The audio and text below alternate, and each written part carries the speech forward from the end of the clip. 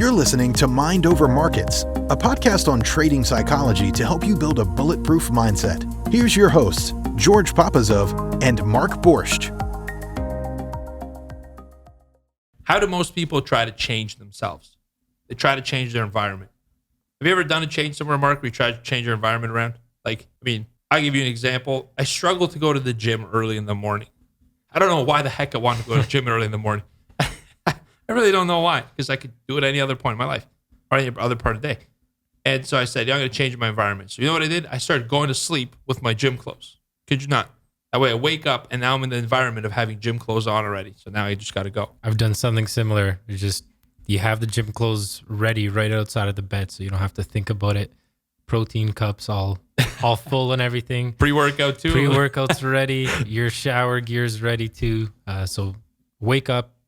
You don't have to think about it. You just wake up and go. So yeah, definitely done the same thing with changing the environment around and in an attempt to get into the gym for 5 a.m. Golden question. Did it work? I think once the first day it worked, but I wasn't able to stay consistent on it. For me, it worked for like 3 days as well. Yeah, it wasn't. And then I was like, you know what? This isn't me. Yeah, it wasn't much of a consistency thing. It felt nice, granted, the first day, but it wasn't something that I was able to kind of hold on to. That's awesome. Let's kind of carry through with this example. I want you to see a life from here. And I'll use my own also, and we'll talk through this. The next higher and more important thing than environment is behavior, right? So it's the what. What are you actually doing to actualize your goal? So my goal is to go to the gym in the morning. Mark, you actually had the same goal. It's pretty interesting. What was I doing? So like I said, I was dressing for the part. I was setting the alarm clock. It's not like I wasn't trying. I was putting in behaviors and efforts, but they didn't work, all right? So that's a very important aspect. If you change your environment, that's the lowest section of the logical levels. If you kind of envision this as a pyramid, and we'll post an image in the show notes, environment's the lowest tier. That's where everybody tries to change. The where, the when am I going to do this stuff? That doesn't work because it's the lowest and least important part of you as a human being. The next least important one is behavior. So we're going from the bottom to the top. Environment, behavior, capabilities. So we can unpack this one a little, but it's the how, right? How will you do this thing, right? Maybe you're saying, look, I've tried the environment. I've tried changing my behavior. Let me try to change the workout. Rather than going to the gym for 2 hours, I'm going to go for 30 minutes and start there. Shorten it up. Maybe you'll go now if it's shorter time you got to spend in there. Exactly. You could fit it into your tighter schedule. So that would work. It would work better than changing your environment and behavior, but it's still not what's going to change you. Now here comes the very important one. We talked about this today, values and beliefs. All right, you want to start going to the gym. If you change your values and beliefs, you think you're going to have a better chance to go to the gym if you value your health. Because what do we try to go to the gym for? Aesthetics. I'm married, so luckily I don't have to look good to. Yeah, don't lie here if you've ever gone to the gym and you said, unless it's something that you need for your own health, to try to say it's not for aesthetics. Yeah, I've had friends who are like, I'm doing it for me, bro. And I know that's not the case. And I've had them run into health issues. And they're going to the gym a lot more consistently. I ain't even talking about it anymore. They're just like, whatever. Now it's like, it's for you, right? So if you create a value, what do you value about going to the gym? What's important about going to the gym? And you're going to say, my health. The gains. The gains. If you say gains, know that. That's important. If you say health, the health. All right? But now that you're acting on behalf of your value and you're believing that, it becomes that much easier to go to the gym. Why? Because healthy people go to the gym. Simple. All right? Healthy people don't put on clothes and go to bed with them and hoping to wake up and magically show up at the gym. Healthy people go to the gym. It's not even a question. Like Victorio here in the office. One time worked like 10 p.m., 11 p.m. in the office. I'm like, what are you doing? He's like, I'm going to the gym. I didn't even question it because that's who he is. He's a guy that goes to the gym, bar none. All right? Now, here's one more important than even values and beliefs. We're kind of going up the pyramid. So again, environment, behavior, capabilities, values, and beliefs. The next most important one, and this is almost at the top of the pyramid. It's the second most important one. It's identity, right? Who are you? It's not just the why are you going to the gym for your health. It's who you are. And this is where I think Victorio's kind of, in terms of the gym, written it in his DNA that that's who he is. He's just a person that goes to the gym. So when you ask him, are you going to the gym today? He kind of looks at you and like, what? It's actually pretty funny because it's true. He gets offended almost. Like, why wouldn't I be going? What's wrong with you? Exactly. It's a weird day when Vic doesn't show up without his gym gear. And even at that, he's still going to the gym.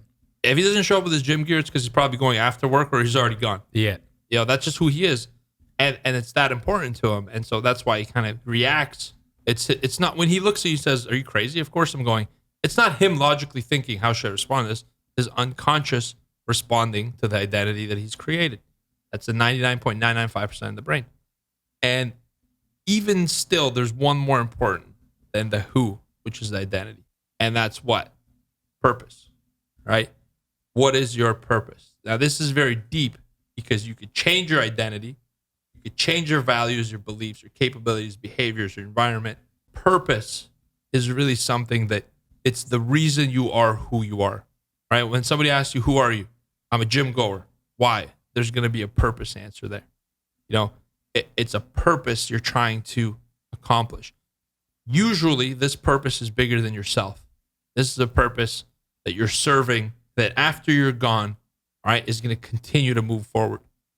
And really, this is the most important thing. Many people we know won't reveal themselves much deeper than values and beliefs and identity. But believe me, you have a purpose. All of us have a purpose. All right. And so this is how this logical levels ladder works. This is the beautiful part. If you change any one of those categories, everything below it change. So anything below it rather changes. So if you change your behavior, you change your behavior and your environment. If you change your capabilities, if you learn something new and you're able to do something differently, you've automatically changed your capabilities, behavior, and your environment. If you change your values and beliefs, you change your capabilities, behaviors, and your environment at once. If you change who you are, you're changing your values and beliefs at the same time.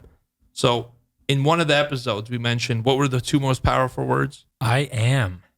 Boom.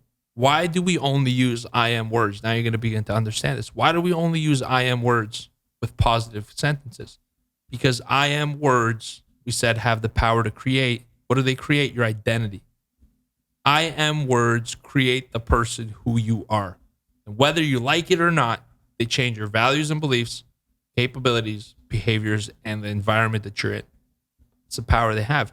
Be very careful when using those words. All right? Can you change your purpose? That's a very deep question. I've asked myself that. And, I think that's beyond the scope of this podcast. I will tell you this, though. I have a purpose. And my purpose is to serve, and I'm serving my purpose through what I'm doing today. And my identity is congruent. So are my values, beliefs, capabilities, behaviors, and the environment I'm in. It's all congruent to drive that purpose home. And it's very important. This logical levels, I'm going to put this in the show notes, and I want you to look at it and say, look, here are my values. Do they serve me? Do I want to change who I am? All right. How do I change for the better? What is it easier changing? My environment or my values and beliefs? I will tell you this. If you have a value that you don't think is serving you as your top 3 most important ones, right? Before you change it, get some professional assistance. Changing a value is super powerful. It changes everything about you. It reshuffles your whole your unconscious mind rather, and recreates the programs you have and puts your unconscious on a different train track, like we discussed in the morning. Before you go changing values, understand that there's better ways. You don't have to change your value to change your outcome, right? And so that's important to mention as well.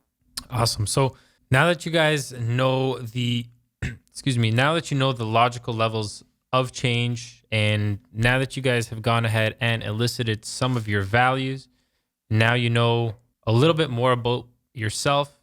You can understand a little bit more on yourself now, knowing your values and why you have the things around you in your life.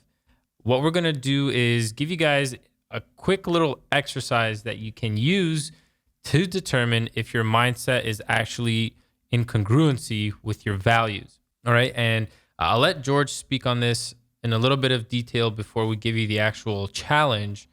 But this is really, really cool to show you guys whether what you guys say you value, whether your subconscious mind actually believes that or whether it doesn't. And it's something that you can do in the comfort of your own home. Wouldn't really recommend doing it while you're driving, but definitely want to be in a nice, safe space where you can do this. And George, if you don't mind, don't mind going into a little bit of detail on this, and we'll go ahead and get you guys the questions, some of the questions you can ask yourselves, and then we'll wrap this episode up. Awesome. Thanks for listening to the Mind Over Market podcast. You can find us at TradeProAcademy.com.